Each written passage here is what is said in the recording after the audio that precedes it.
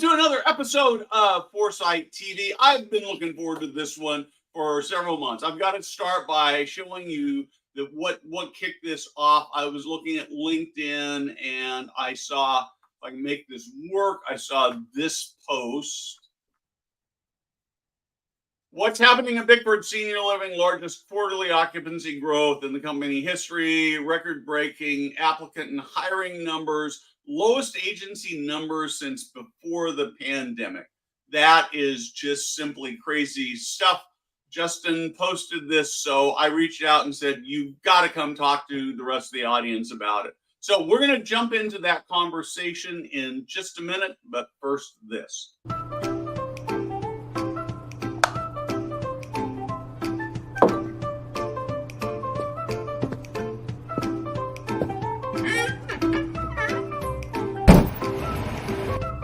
Hey guys, Steve Moran here.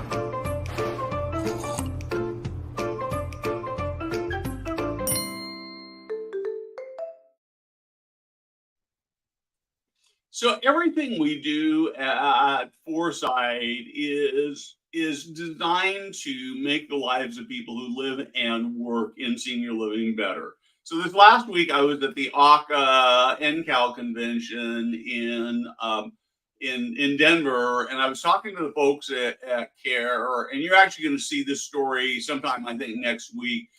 So I'm not going to give you too much of it. But the question I asked them was to actually talk to me about how they're seeing that what they do for senior living companies makes the lives of people who own and operate senior living communities better.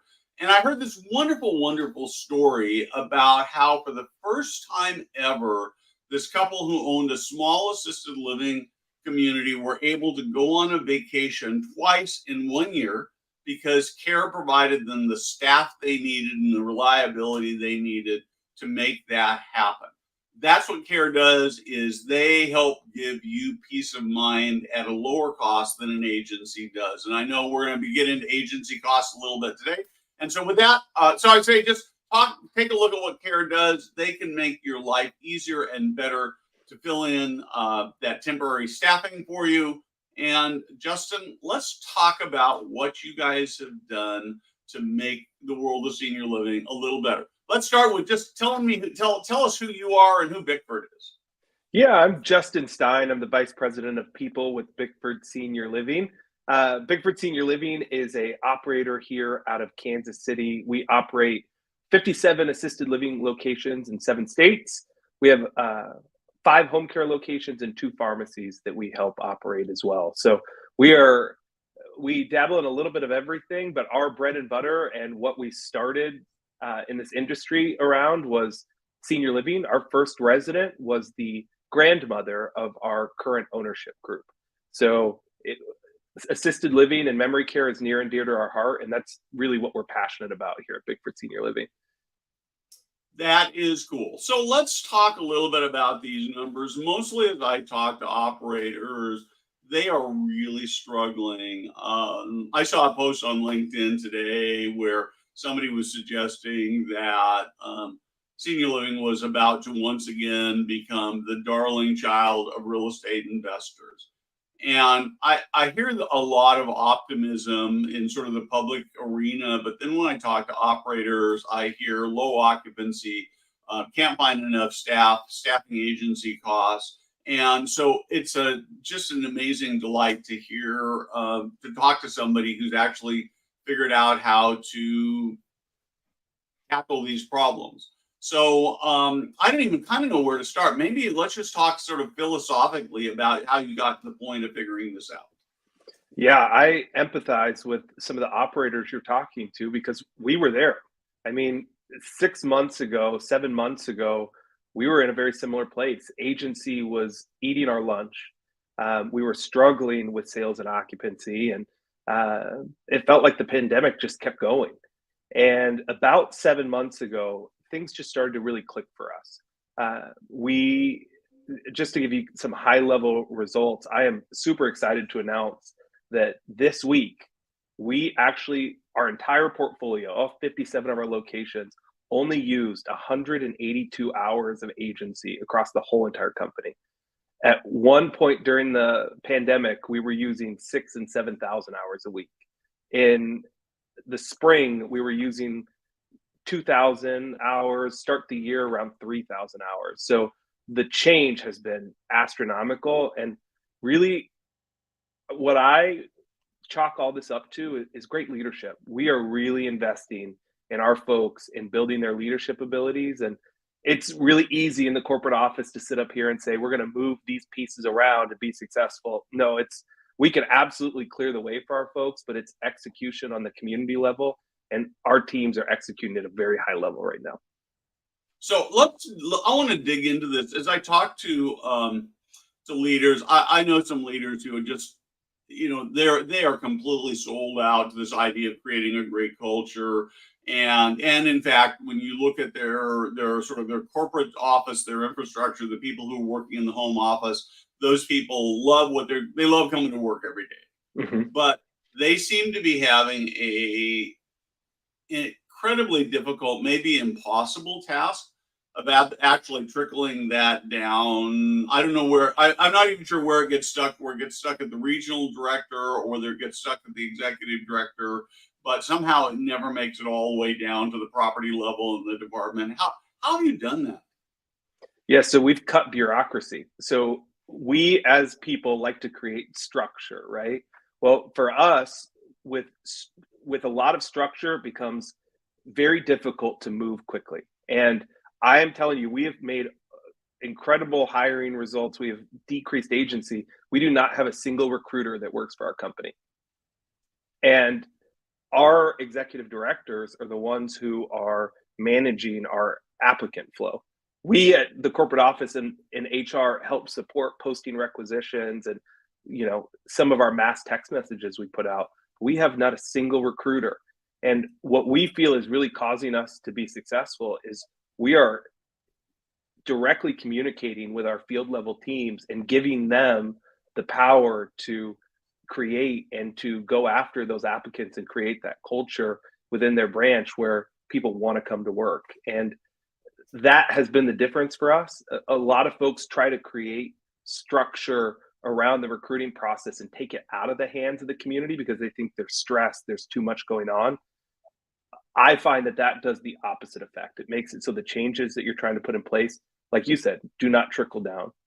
I heard a story last week from someone who I'm close to as an executive director for a competitor, and they were expressing frustration because they had a health and wellness director, a director of nursing who applied and they hadn't heard back from them. Well, it turns out this director of nursing picked up the phone and the applicant picked up the phone and called the community and says, I haven't heard back from the recruiter yet. I'm so interested in this job. Well, unfortunately, the recruiter dropped the ball. The community was missing out on a nurse for 2 months while they waited for someone to reach back out to them. So, like I said, cutting that bureaucracy, getting right to the applicant, giving that great experience, that's the difference for us. Yeah. So I love this so much, right? Because the recruiter is never going to have the urgency that the executive director has to get that position filled, right? I mean, it's one of a bunch of recs, and the executive director is sitting there and saying, "Oh man, I got a problem I've got to solve." What about firing? I got to ask this. What about firing? Letting someone go within our organization? Yeah. So we support that. Our team does support that on the corporate level, but we also leave that in the hands of our executive director team, and we empower them, we guide them, and support them. But we feel our executive director is the CEO of their business. They're the ones responsible. We give them all the support to run their business the way they feel is appropriate. So one of the things I hear when there's more central control is that people are concerned that you don't have consistency of brand and messaging when you leave it in the hands of the executive directors. One CEO I've talked to basically says, you can't really trust executive directors to really do a great job because they're in charge of this business that's $20-30 million a year business, and we don't really pay them enough to really have the kind of people we need to run it well. I'm not I saying have, that's my view. yeah, It's not my view of I, thing, but I, I've heard that before. So I have strong opinions around that one, considering I was an executive director. I worked as an executive director for Brookdale for quite some time, and I I feel that if we empower our folks and we give them the resources to be successful, they will be successful. I think we undervalue how intelligent and capable some of our executive director teams are.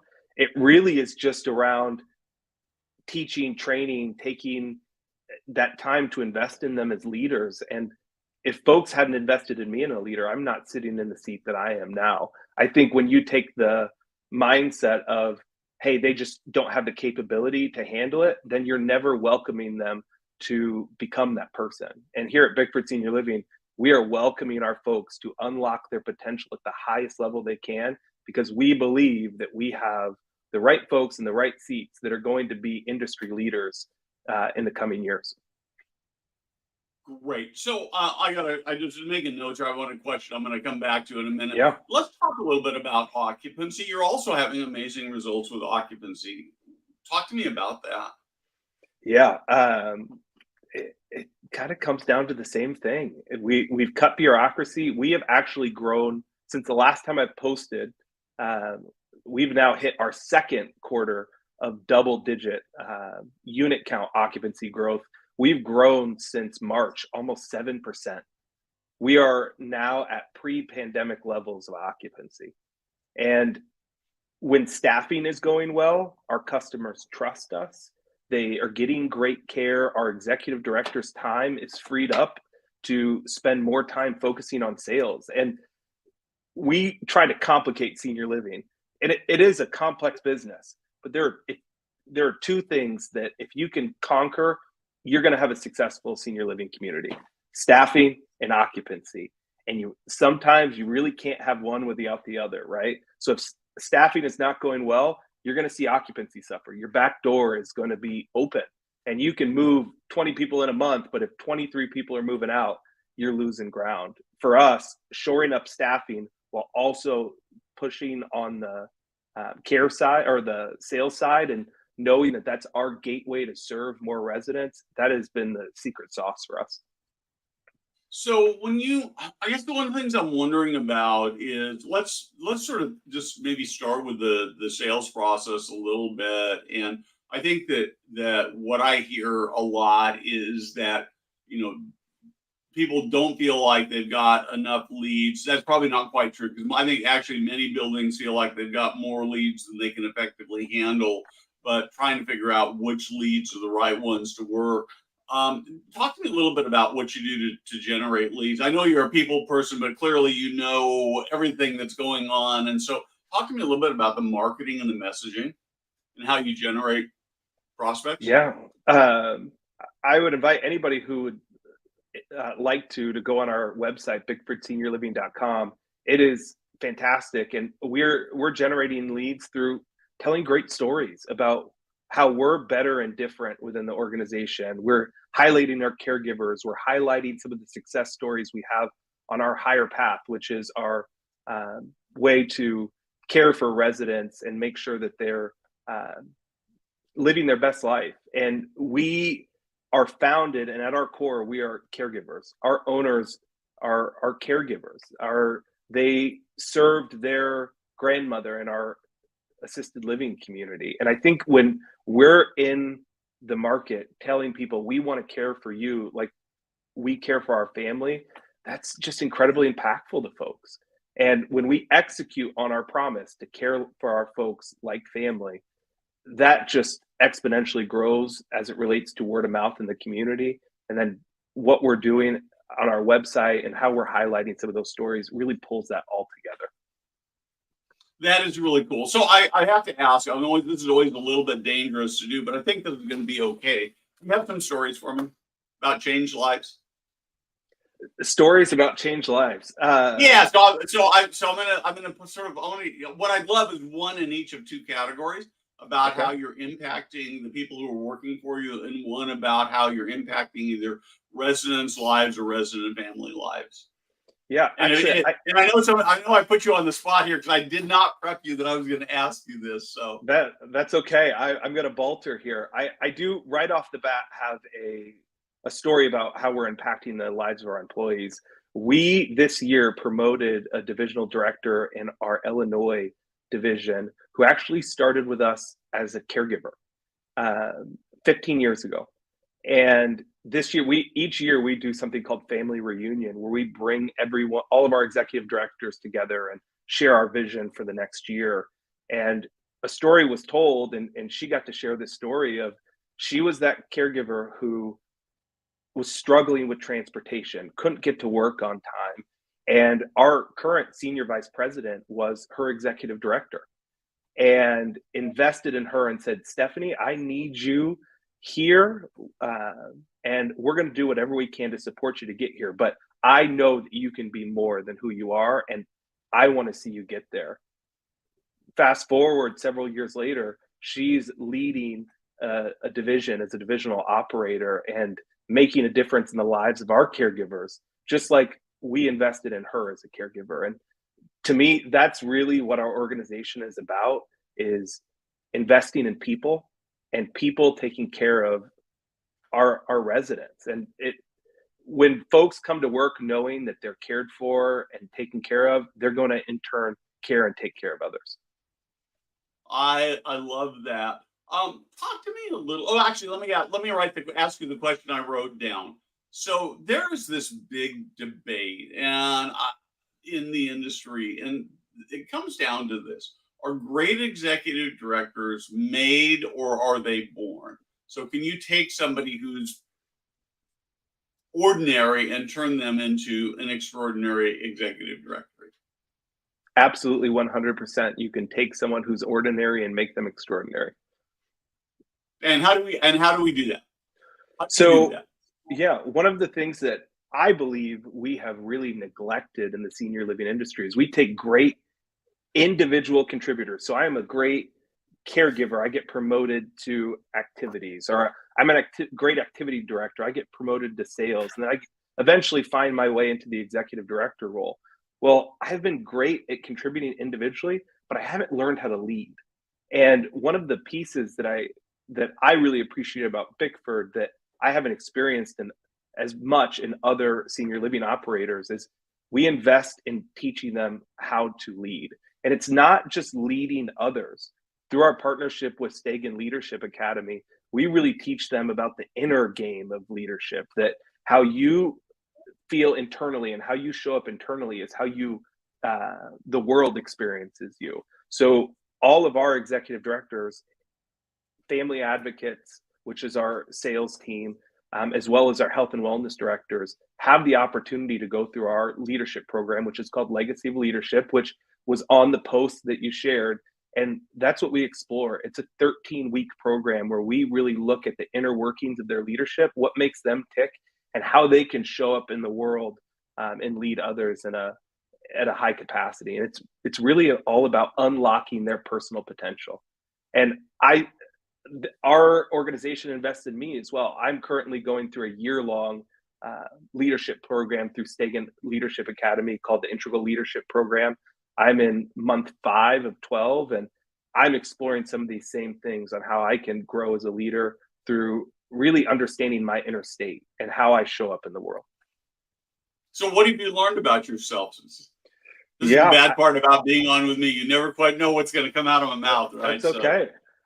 One of the things that I have really been focusing on in my leadership journey is how I experience the outside world, right? So what causes me to be anxious in a conversation? And then when I feel that anxiety bubble up inside of me, how am I responding to that?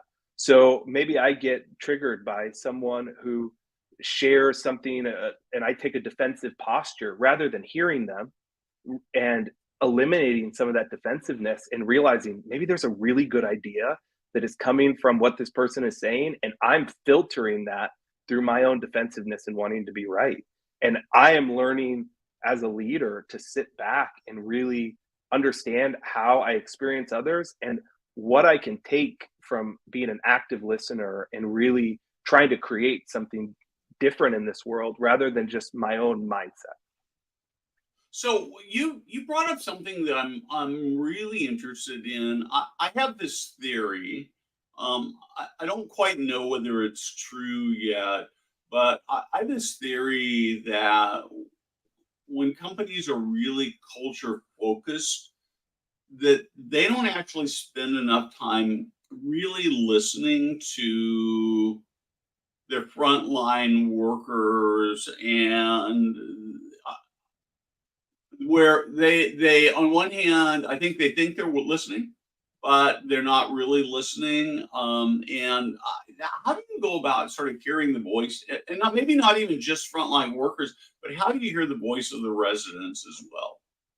Yeah, so I would say our avenue for that is our happiness checks. So each month we send a text message out to our employees and our residents, and we ask them to rate their experience with us and to give comments.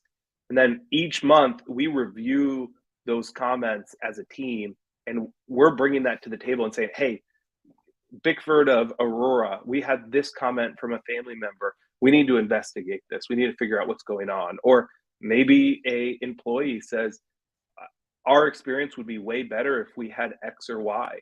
We're, as a leadership team, looking at this every month and then creating some sort of action plan around that. I will tell you, our folks have great ideas. We have one executive director at one of our locations in Michigan who said, hey, I don't feel like we need to provide cable anymore because all of our residents are streaming. And I think we really need to invest in better internet and get rid of cable because we only have two folks who use cable. Everyone else uses Hulu and Netflix. And we want to clear the bureaucracy. So our executive director feels confident to say, hey, something as simple as a cable solution, they can be empowered to help our organization change and innovate and be better. And it's small, but the cost savings to investing in internet versus investing in cable, not only is it good for our residents, it's good for the organization. And when you keep those lines of communication flowing, good things happen all around. People feel heard. They feel like they're making a difference in the company. And we as a company innovate and do better. Now, I really, really like that because I think that this listening part is so critical. Can you talk to me just sort of a little bit about structure? So you've got a CEO, and what do you have in terms of middle management and that kind of thing? Yeah, so we have our what we call our core leadership team, which is the vice presidents of the different disciplines within our organization. We have our divisional directors of operations, our divisional directors of health and wellness. We do not have divisional sales folks. That is a function that our divisional operators take on. And then from there, it's our executive director team and our branch leadership teams. So we are a very flat organization, but that really lends So, itself to be able to be very agile. so how many communities report to each divisional?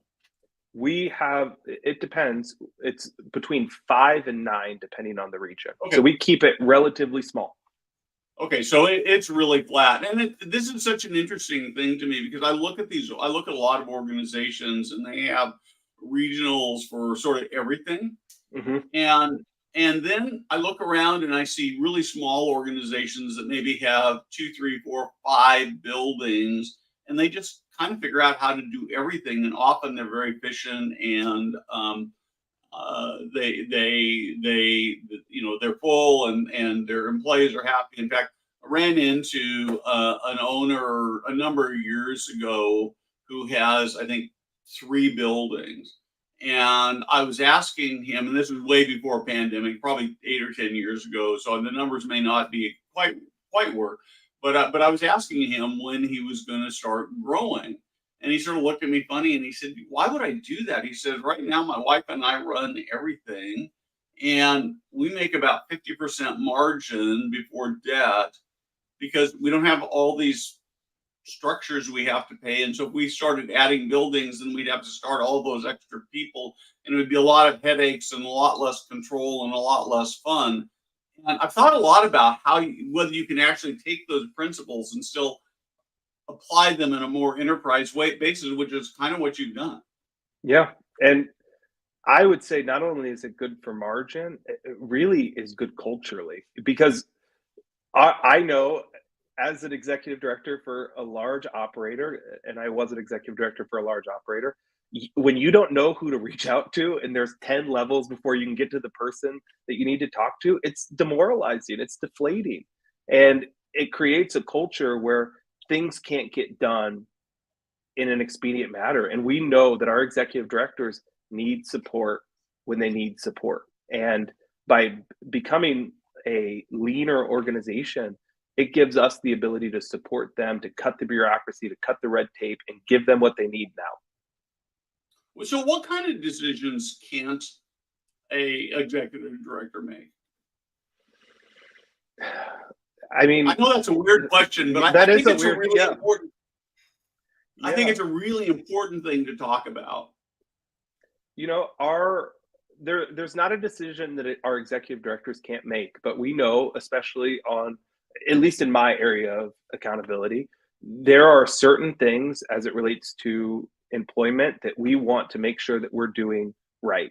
So it's not that they can't make a decision, it's just we ask them to consult us so that they have the ability to make an informed decision. And it's very rare that when we all get to the table, we say, no, you can't make this decision.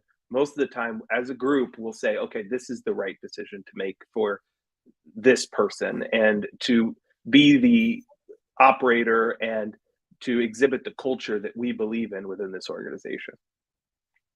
Oh man, if I were going to go start my life over and I want to be an executive director, I want to come work for you. I mean, and I think that that's part of what happens, right? Is you create this culture where it feels good to work there, which means you attract better people, more passionate people, which then becomes a repeating cycle in a very positive way. Yeah. So, how do you recruit executive directors? As there are going to be some executive directors who are listening to this and say, and do you have any openings? Actually, you know, that's funny you ask. We only have one opening for executive directors in the entire company. It's in our Midland, Michigan location. So if anybody out there is in Midland, we would love to chat with you. But really, we don't do anything different as it relates to recruiting executive directors that we do for caregivers. We are really working to build a reputation in the communities that we serve that this is a great place to work. And you don't have to be a 10-year, 15-year seasoned executive director to come work for us. We are going to give you the resources and we're going to have the patience with you to grow you within that role. And as an organization, our goal is to promote 2/3 of our own leaders or our own folks into leadership roles. And a lot of our recruitment is internal. We're promoting folks from within and giving them a path to that position. I like that so much. I think that, and I know that not there are people out there who want to be executive directors who are embedded in their communities, and that works for them. And I think that that's really terrific. But to me, what I love most is the willingness to grant autonomy. And I assume that part of that is that they don't get bogged down with too many reports and meetings. That's correct. We try to keep meetings to a minimum. We're very intentional with that. We don't want to put them in 30 hours of meetings in a 40-hour work week, right? Because they're going to make up for that on their off hours. And if we're not providing an opportunity where there's some work-life balance, we turn and burn folks. They care so deeply, they're going to work themselves far more than they should. So we need to get out of their way so they can do the job that we hired them for, which is to lead a community and giving exceptional care to our residents. That is cool. So we are about out of time, but I'm going to give you a chance. Do you have any questions you want to ask me? Yeah, it is very interesting to me that you perked up at that post. And I just want to say, it's not because we are the smartest or best operator out there.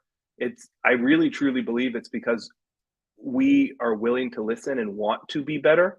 Steve, when you are talking to other operators, is that what do you hear the challenges for them to achieve some of these results that we're achieving here at Bickford? So and actually, I'm glad you asked me that question because I had a question that sort of flitted through my head and came out. But I mean, I talk to people who want it to be better so badly, and they just can't quite figure out what to do to bridge that gap. I mean, people who I have tremendous respect for, who really are sold out, and yet they've got and every one of these organizations, they've got buildings that are high performing, and then they have some outliers that suck, frankly. And it sounds like you don't have any of those really sucky, but you figured out how to get past that. So one of the things you did say, though, that I need to explore a little. I know we're out of time, sort of, but that I need to explore a little deeper. So you said 6 or 8 months ago that something shifted. What happened? Yeah, I think as a core leadership team, so our C-suite of our organization, we really have just built a tremendous amount of trust with each other. And when you trust your teammates, that trickles down. Just like an executive director who has a strong relationship with their department heads, that's going to trickle down to the front line. It's the same thing. It's for us, we have a tremendous amount of trust and respect for each other on our executive team. We are getting out of each other's way. We are empowering folks to do their jobs really well. We're empowering our divisionals to do their jobs well, and it's trickling down the organization. We're setting the vision, we're walking the walk, talking the talk, and allowing our folks to, at least in my hope and what I'm experiencing, we're leading by example, and we're welcoming them into leading in the way we are, which is a lot of trust and compassion for each other. So was there some sort of an aha moment that caused a shift, though? You know, I don't know if it was an aha moment as much as it was that we're all, as an executive leadership team, on a similar path as it relates to Stegan and leadership development and understanding how we show up. So as all of these things are starting to gain traction within us, I feel us becoming closer as a team. And like I said, when you understand how you're showing up internally and how that affects externally, it allows for a lot more robust relationship, and you get out of the drama of he said, she said, and you get into, we're going to create a solution and we're going to make it happen, and we're going to do so to align with our purpose. And really, that at the end of the day is why we're all here. Our purpose is to care for seniors in a way that is transforming the lives of seniors in America. One other thing I just want to hit on that you said, and there was a speaker at ACA on the NCAL day that I'm going to have on as a guest here in a few weeks, said that, and that you've talked about, is I think there's this sort of general belief when people talk about shifting their culture to make it better and seeing the results that you're seeing, that you start and it takes months to years to get there. And I think what you're telling me is that it happened very rapidly. And the story she told about a particular organization was, again, that it happened very rapidly. And so, I look at some of these big organizations that are really struggling with occupancy and staffing and those kinds of things. And, I think if you were to sit down and talk to their executive their executive leadership, they say, well, it's just, it's this big organization. It really takes time to get there. And I guess I kind of think it's possible to do it in fast rather than slow. And I agree. And I don't want to paint a picture where everything is perfect and sunny. We have our challenges as well. However, we know that there's been dark days. We know that there will be dark days in the future. But when you have a team that is connected to each other and believes in each other and trusts each other, those dark days will come, and we'll know that the light is coming, and the light will come quicker because we're connected at that level. So I agree, rapid change is possible. It's a people industry. It's all about people. It's all about connection. When you have trust, watch out. Results come after that. And this is so encouraging. I just would say to everybody who's watching this, will be watching the replay, that this is what's possible in your organization. And maybe you're an executive director in an organization that's not so enlightened. Doesn't mean you can't do that with your team within the context of your structure, that you can't have this same kind of thing in just your building if that's where it is. And I will tell you, I've seen some executive directors in some really dysfunctional big organizations that are still having those kinds of amazing results. And so this is just so encouraging and so enlightening. Thank you so much for joining us. Thank you for being willing to share and being transparent. Absolutely. I will, if not, I'll see you at Argentum. I'm hoping I know that's a long way away. And so with that, thank you so much, everybody, for watching. And we will be back next week with another show.